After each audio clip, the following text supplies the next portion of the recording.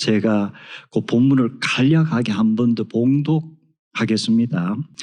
스데반이 성령이 충만하여 하늘을 우러러 주목하여 하나님의 영광과 예수께서 하나님 우편에 서 계신 것을 보고 보라, 하늘이 열리고 인자가 하나님 우편에 서신 것을 보노라 말하니 그들이 손으로 귀를 틀어 막고 큰 소리를 지르며 일제히 그에게 달려들어 성 밖으로 끌어내고 돌로 칠 때 정인들이 옷을 벗어 사울이라 하는 청년의 발 앞에 두니라.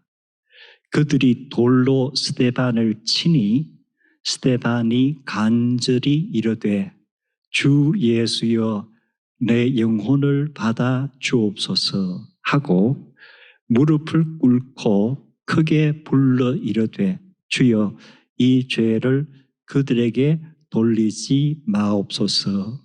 이 말을 하고 자니라. fell into sleep. 잠이 들었다라고 누가는 기록을 했습니다. 그러면 제가 몇 주 전에 누가복음을 읽으면서 성전에 관해서 누가의 기록은 좀 긍정적인가 부정적인가 성전에 대해서 혹시 이렇게 기억하시면서 한번 읽어보셨어요? 전체를. 그러면 누가복음이 시작되면서 누가가 기록한 첫 번째 사건이 누가 어디에서 무엇을 하는 사건이지요?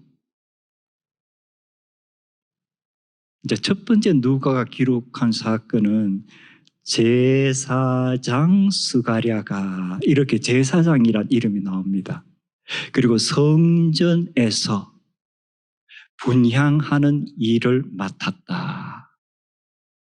분향하는 동안에 이스라엘 일반 백성들은 어디에 있죠? 성전 그 건물 바깥들에서 기도하고 있더라. 이렇게 누가는 사건을 시작을 합니다. 그러면 제사장이 성전 안에서 성소에서 분향을 하고 또 백성들은 성전 바깥 그 뜰에서 기도하고 이 성전이 너무나도 아름다운 모습이죠. 이게 성전에서 성도들과 제사장들이 하는 하나의 풍습이에요. 자, 그러면 누가복음이 끝날 때 누가는 어떻게 그걸 기록했을까요? 자, 누가복음이 끝날 때 보면은 예수님께서 이제 부활 후에 40일간 계시다가 성천을 하시죠. 누가는 베단이란 마을에서 성천하셨다고 기록했습니다. 그래서 제자들이 예수님을 베다니에서 이 천국으로 이제 환송식을 한 셈이죠. 하고 예루살렘으로 돌아와서 그 다음에 어떻게 하죠? 날마다 성전에서 하나님을 찬송하니라. 그래서 누가복음은 처음과 끝이 다 성전에서 사람들이 찬송하는 거예요. 아주 아름다운 성전의 모습입니다. 그리고 사도행전이 시작되면서도 초대교회가 역시 사람들이 날마다 성전에 모여서 찬미하더라. 그래서 누가는 객관적인 입장에서 이것을 기록했다면은 참 성전이란 것이 사람들이 모여 찬송하고 기도하는 곳이구나. 그 모습을 담았구나. 자, 그러면 우리가 예수님은 성전과 어떤 관계가 있을까? 예수님께서는 이 땅에 태어나셔서 이제 성전하실 때까지 성전에 대해서 어떠한 생각을 하고 계셨을까? 역시 누가복음을 보면은 뭐가 나오죠? 예수님이 태어나고 얼마 지나지 않아서 유대인의 예법에 따라서 마리아와 요셉이 아기 예수를 데리고 성전으로 데디케이션 세레모니를 위해서 가지요. 그리고 거기에서 또 누굴 만납니까? 시몬과 안나라는 예언자들을 만납니다. 그리고 또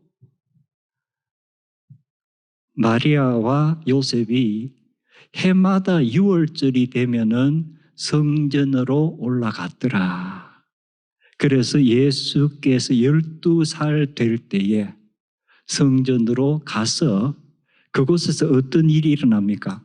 예수께서 율법 가르치는 선생들과 대화를 나누더라.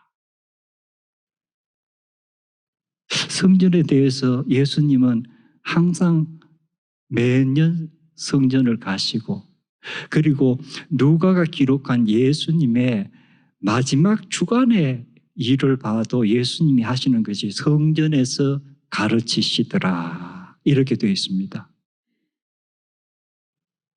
그래서 전반적으로 성전이란 것이 참 예수님께서도 계속 성전에 가셔서 기도하시고 찬미하시고 가르치셨는가 보다.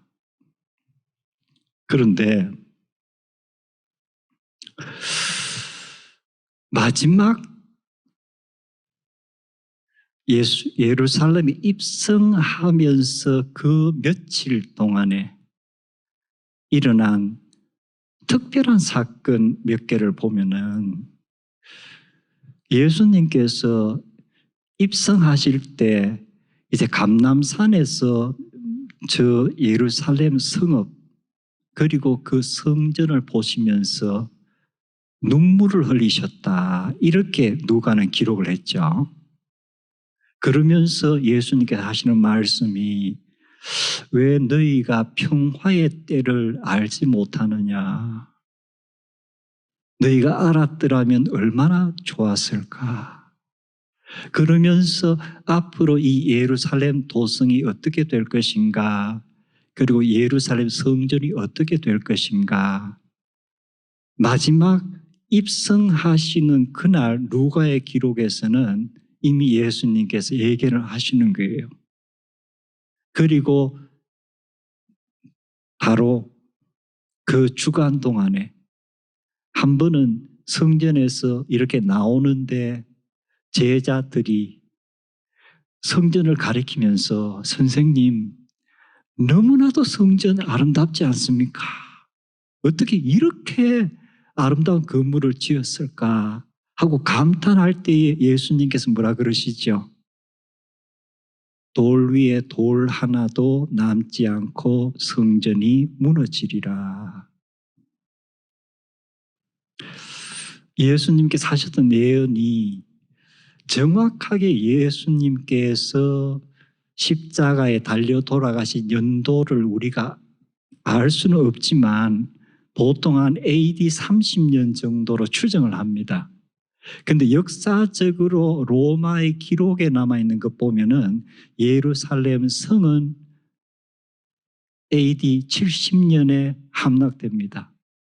그래서 약 40년 후에 예수님께서 말씀하신 대로 성전이 없어져 버리는 거예요. 그래서 우리가 성경을 보면은 솔로몬의 성전이 등장하죠. 그리고 바벨론 유수가 생기면서 솔로몬 성전이 불탑니다.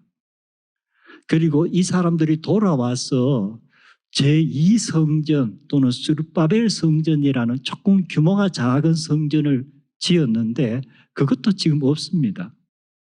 그리고 예수님께서 예언하신 대로 헤롯이 지었던 너무나도 아름답고 웅장한 그 성전 건물도 이미 AD 70년에 없어져 버렸다. 지금 이제는 성전이란 것은 없는 거예요. 자, 그렇다면은 우리가 대체로 지금까지 이 이스라엘 사람들이 성전에 대해서 얼마나 그들의 마음이 성전에 있었을까? 이스라엘 사람들은 하나님의 존재가 바로 성전에 의해서 심볼라이즈 된다고 믿었던 거예요. 성전이 없으면 하나님이 없다는 그러한 극단적인 생각까지 하는 보수주의 성향의 사람들이 이제 소위 종교 지도자들의 그룹들이에요. 특히 예수님 이 시대에. 자, 그렇다면은 우리가 이제 사도행전 6장에서 스데반이란 사람이 등장을 합니다. 그럼 스데반에 우리가 흔히 말하는 이 성경관 또는 신학관은 어땠을까? 그래서 누가복음 사도행전 6장에서 누가가 이 스데반의 가르침에 반대하는 어떤 세력이 나타나서 이제 퍼블릭 디베이트가 몇 차례 이루어졌다 그랬죠. 그리고 성경학자들은 그 디베이트에 나중에 바울이 되는 사울이란 인물도 등장하지 않았을까, 상당히 근거가 있는 추정입니다. 그래서 만약에 스데반과 바울이 될 사울이 몇 차례 공개 토론을 벌였다면은, 그리고 만약에 그들이 어떤 주제를 놓고 토론을 벌였다면, 첫 번째 십자가에 대해서 이들이 토론을 벌였다면은 어떤 이야기들을 했을까? 아무래도 사울은 이렇게 얘기했을 거예요. 예수란 자는 나무에 달려 죽었다.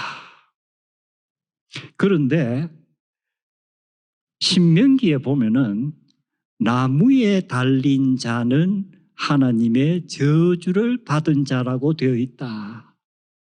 그래서 예수는 하나님의 아들이 아니고 하나님의 저주를 받은 그러한 인간일 뿐이다.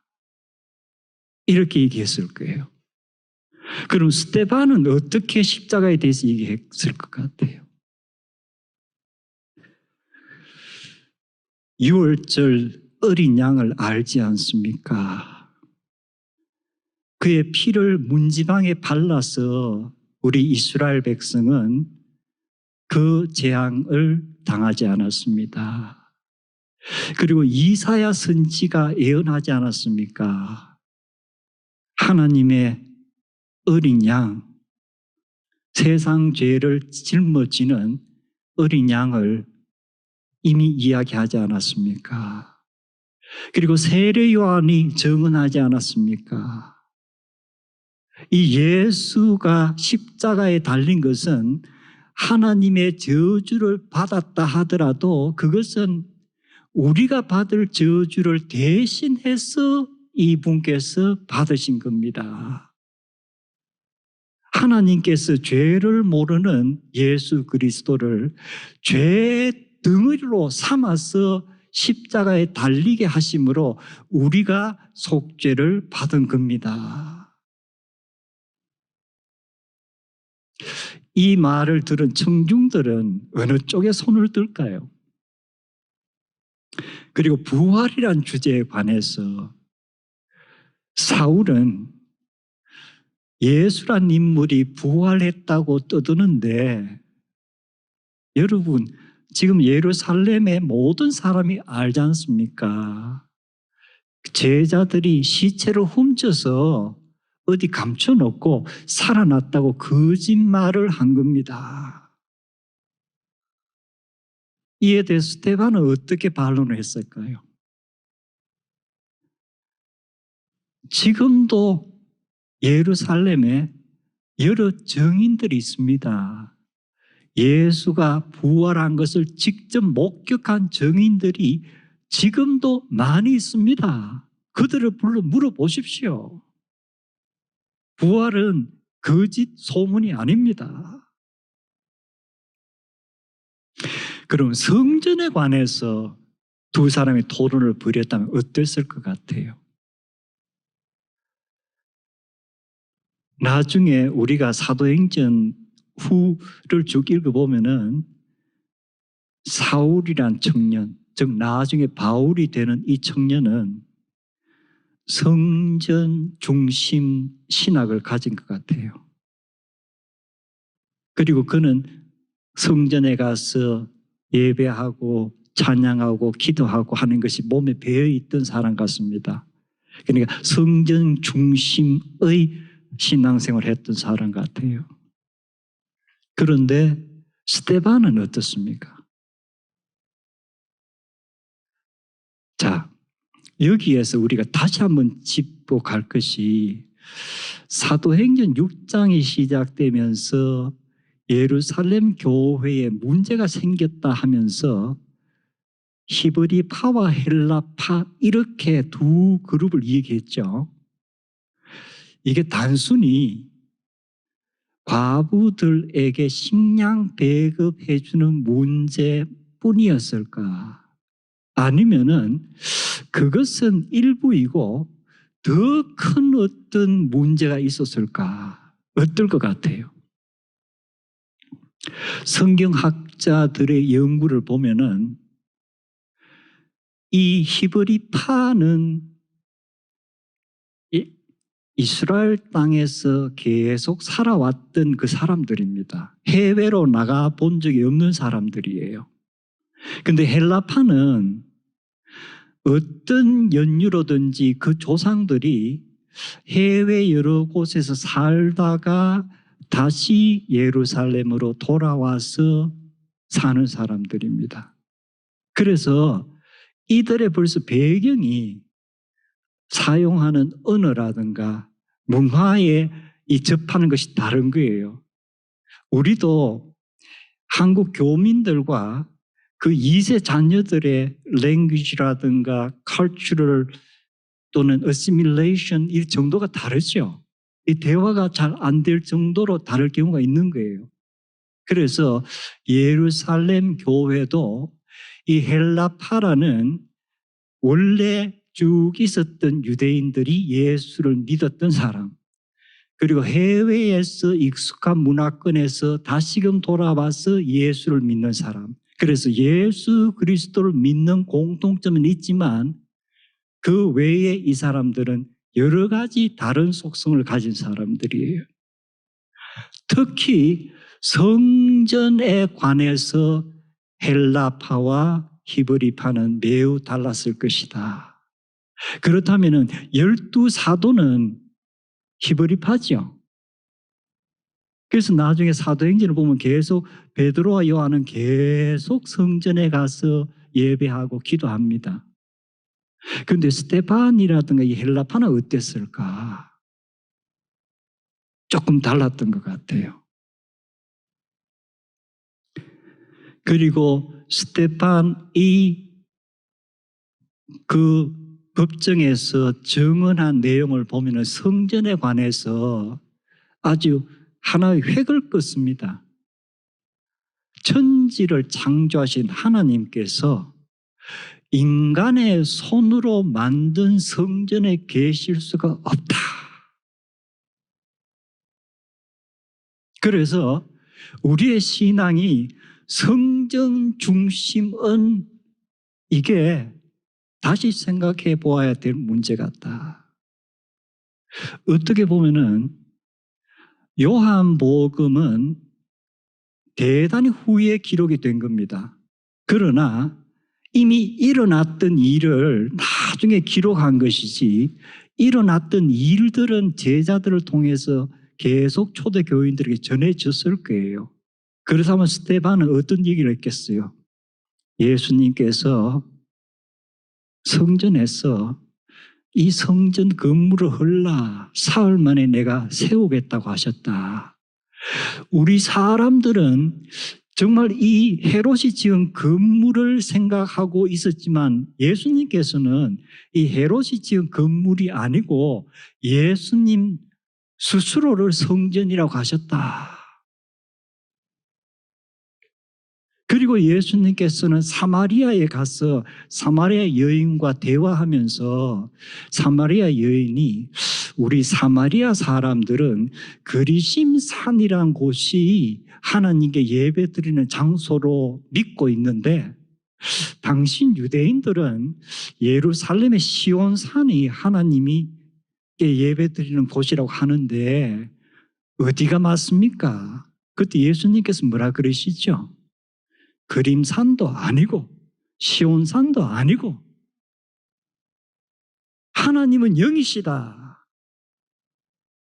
하나님은 어떤 피지컬한 존재가 아니기 때문에 어느 특정 장소에 갇혀 있는 분이 아니다. God is spirit. 그렇기 때문에 예배 드리는 장소가 중요한 것이 아니다.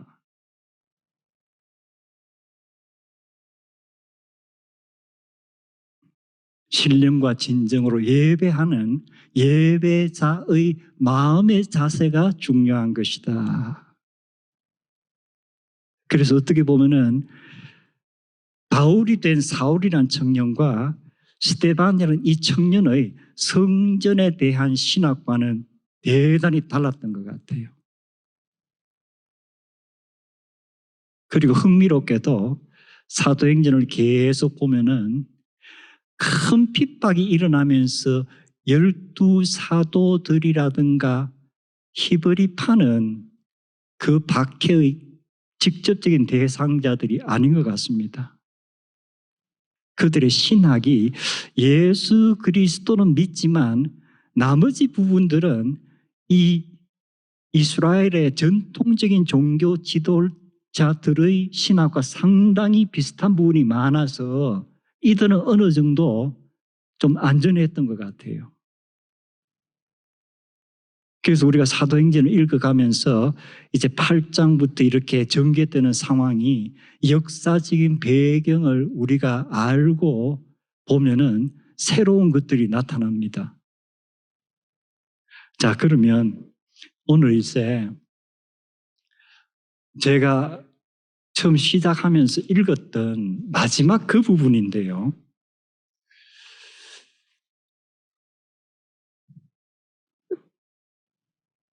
스데반이 이렇게 눈을 들어보니 하늘이 열리고 예수 그리스도가 하나님의 오른편에 서 계시는 것을 보았다. 아마 환상을 본 것 같습니다. 비전이죠.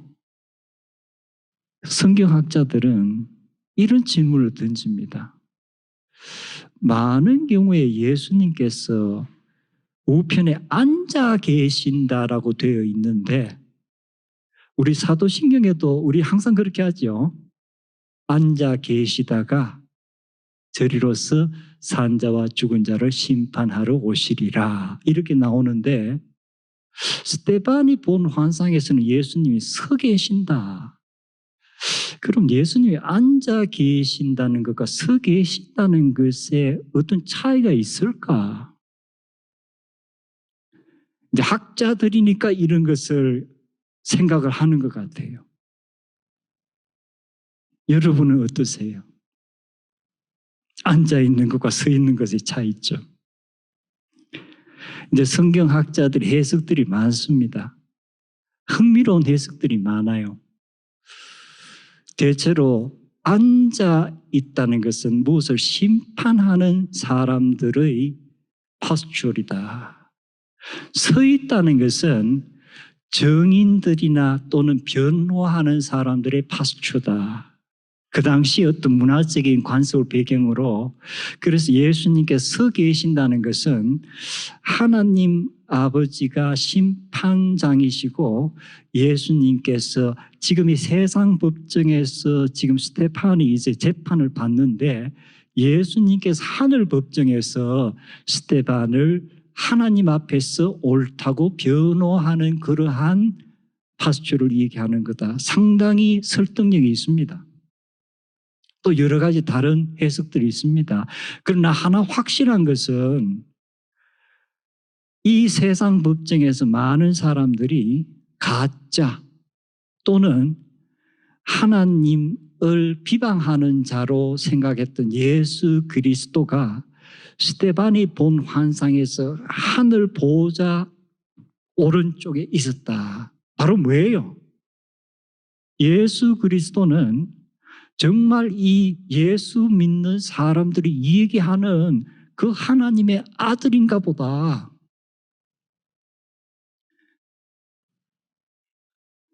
자, 이 말을 하자 이 법정에 모였던 사람이 손으로 귀를 막았다 그랬어요. 왜 귀를 막죠? 이 사람들은 종교 행위예요. 무슨 종교 행위냐 하면은 우리 신명기를 보면은 어떤 사람이 너희에 대해서 하나님 외에 다른 신을 섬기자고 하거든 절대 그 말을 듣지 말고 그 사람은 처형을 해라. 그런데 지금 스데반이 하는 얘기가 뭐예요? 하나님 말고도 예수라는 신이 있다고 얘기를 하는데 이것은 정말 불경이다. 이 말 들어서는 안 돼. 귀를 막는 거예요. 그리고 그들이 스데반에게 확 달려갔다 그랬어요.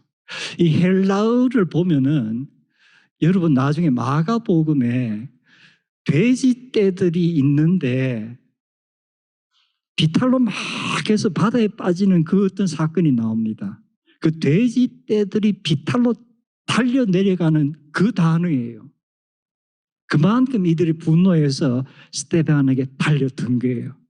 그리고 스데반을 끌고 성 밖으로 나갑니다. 이 돌로 처형하는 이 풍습이 자세하게 제가 설명을 오늘 생략할게요. 그 유대인들의 풍습에 관한 기록들을 보면은 이 사도행전에 스데반이 어떻게 끌려나가서 어떤 과정을 거쳐서 보호를 받게 되는가를 알 수 있습니다. 그런데 오늘 이제 제가 이 말씀 맺으면서 두 가지를 얘기하려고 하면 첫 번째는 스데반이 마지막에 두 마디 말을 했죠. 하나는 주 예수여 내 영혼을 받아 주옵소서. 이 말을 누가 한 기억이 납니까? 예수님께서 십자가에 달려 돌아가실 때 마지막에 하신 말씀 중에 누가가 기록한 거죠. 그런데 예수님께서 그때는 내 아버지여 내 영혼을 받아 주시옵소서. 이렇게 이제 부르는 대상이 달랐습니다. 그러나 내용은 내 영혼을 손에 맡깁니다. 그런데 이것은 유대인들이 잠자기 전에 드리는 기도예요. 내 영혼을 오늘 밤도 주님의 손에 맡깁니다. 그래서 어떻게 보면은 예수님도 그리고 스데반도 날마다 신앙생활 하면서 이 땅에 살면서 잠들기 전에 이 기도를 했을 거예요. 오늘 밤도 나의 모든 것을 주님의 손에 맡깁니다. 그래서 누가가 그리고 he fell asleep 그가 잠이 들었더라. 그리고 또 하나는 저들의 죄를 용서하여 주시옵소서. 역시 예수님께서도 십자가에서 하신 말씀이죠. 제가 한 인물에 대해서 간략하게 얘기를 할게요. 토마스 모어, 르네상스 시대에 살았던 영국 사람입니다. 아마 토마스 모어 여러분이 유토피아라는 어떤 문학 작품 중고등학교 때 배웠을 것 같은데요. 이분이 실질적으로 정치가였으면서도 상당히 정치 철학 그리고 신학자였어요. 그런데 이분은 대단히 독실한 가톨릭 신자입니다. 그리고 이분은 마틴 루터와 존 켈빈과 같은 그런 사람의 종교개혁을 일으킨 데 대해서 반대를 했어요. 그러나 역시 이분은 천주교가 갈라져서는 안 되지만 분명히 개혁은 필요하다 해서 천주교 내에서 개혁을 시도했던 사람입니다. 그런데 영국의 헨리 8세가 자기가 정치적으로 또는 여러 가지 상황에서 원하는 것이 로마 교황청에 의해서 받아들여지지 않았어요. 그래서 헨리 8세가 했던 것이 뭐냐면은 일단 교황청과 영국 교회는 손을 끊자. 이제 우리는 교황청에 뭐 허락받아야 할 필요가 없다. 그러면 영국 교회의 헤드는 누가 되는 거예요? 왕이다. 그래서 Oath of Supremacy 해가지고 하나의 법령을 만들었어요. 이제 영국의 모든 교인들은 영국 교회의 수장은 왕이다. 토마스 모어가 이에 대해서 이건 아니다. 왕이 교회의 헤드가 될 수가 없다. 결국 이 일로 인해서 토마스 모어는 참수형을 당합니다. 그런데 그에게 참수형을 내리는 그 재판정에서 토마스 모어가 했던 말이 제가 오래전에 이 내용을 읽고 나서 계속 맴도는 이 얘기예요. 뭐냐면은 토마스 모어가 살아생전에 스테반을 대단히 존경했어요.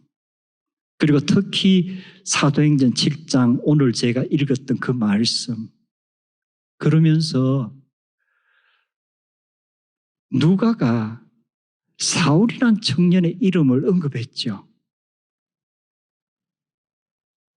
정인들이 옷을 벗어 사울이란 청년의 발 앞에 두었더라. 그래서 그 사건 현장에 죽임을 당하는 스데반과 이 스데반을 죽음으로 몰고 가는데 아마 중요한 역할을 했을 것 같은 사울이란 청년이 같이 있는 거예요. 토마스 모어가 얘기합니다. 성경을 보면은 스데반이 재판받을 때에 그 사울이란 청년이 그 자리에 있습니다. 이들은 적이었습니다. 오늘 저는 이 법정에서 여러분 앞에서 재판을 받습니다. 여러분은 나를 유죄로 인정하고 참수형을 선고합니다. 그러나 원수였던 스데반과 사울이 지금은 성자가 되어서 하나님의 나라에 함께 있을 것입니다. 나도 여러분과 언젠가 하나님의 나라에 함께 있을 그날을 기대합니다. 제가 그 내용을 읽으면서 어떻게 이러한 마음을 가지고 이런 말을 할 수 있을까? 마틴 루터, 존 켈빈 종교개혁자들로서 위대한 일을 많이 했지만 그들이 도저히 따라갈 수 없는 정말 하나님의 마음, 예수 그리스도의 마음을 토마스 모어는 가졌구나. 우리도 우리를 적대시하는 사람들을 향해서 그러나 언젠가 저와 당신은 하나님의 나라에 함께 있을 것입니다 하는 축복의 기도를 할 수 있을까?